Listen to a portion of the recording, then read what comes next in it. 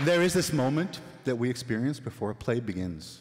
We enter the theater, we read the program, and then as the lights slowly fade to black, there is this secret wish that we, as an audience, send out to the universe. We wish that what we're about to see is the greatest play we've ever seen.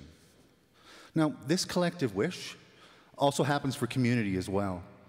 An idea is expressed or an opinion heard that so resonates with those around us that there is this collective gasp, and we imagine a better city, country, or world. We begin to hope.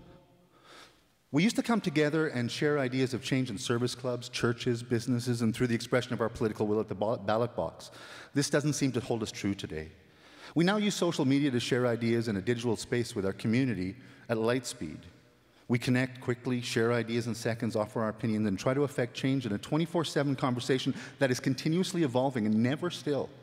Our hopes for community and our world are now photonic in nature and zip out and connect in ways never imagined as little as 20 years ago.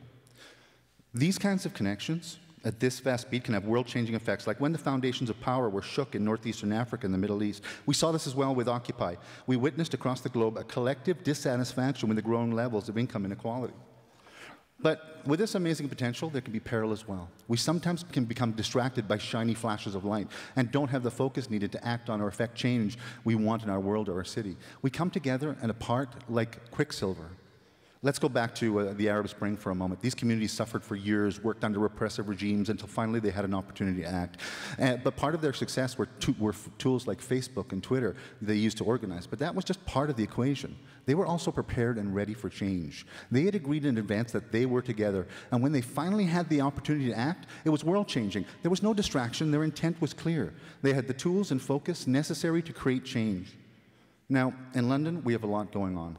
We are creating places, both virtually and physically, where we gather in small and large groups. We gather over coffee, we hear from speakers, share ideas, and create many ways to connect and engage. We meet and listen and meet and listen and meet some more. But we can't seem to coalesce and act together. The connections to each other and the goals of citizenship and progressive change don't seem focused enough, so that just like the dual nature of light, we become particles instead of a wave that lifts our whole community. Now, many of you were in the middle of the affordable housing change. We wrote our councillors, we filled in surveys, wrote blogs, attended city council, and tried to change the minds of government.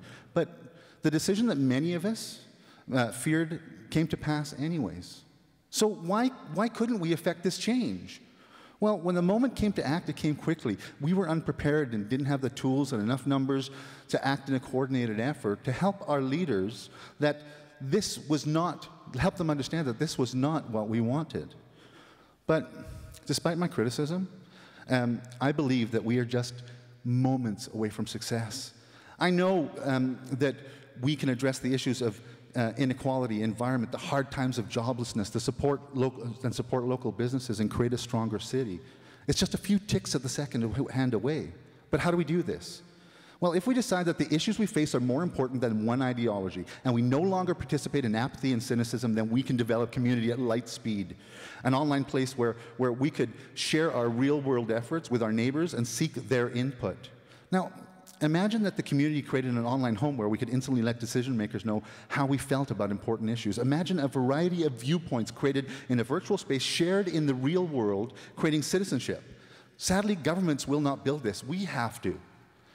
Look, parts of this already exist. We have Twitter, Facebook, blogs. We have groups working on engagement and issues. We have advocates of the disadvantaged, the environment, the business. We have people of vision articulating thoughts in language that is inspirational rather than operational.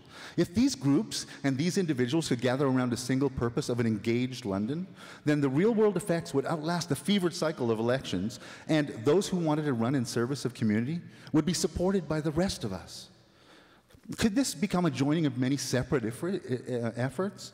Do we have the ability to come together like citizens in Egypt or South Sudan? Can we focus, be prepared, and work to create lasting change when the opportunity arises? I believe so, because I believe in you, my community. All we need is a willingness to work together so that we are no longer particles of light, but a unified wave of citizens. I'm in the audience as the lights fade, and I hope that our play, our community is writing, is the greatest play ever seen. This is my small part of a hopeful and larger collective wish. Thank you.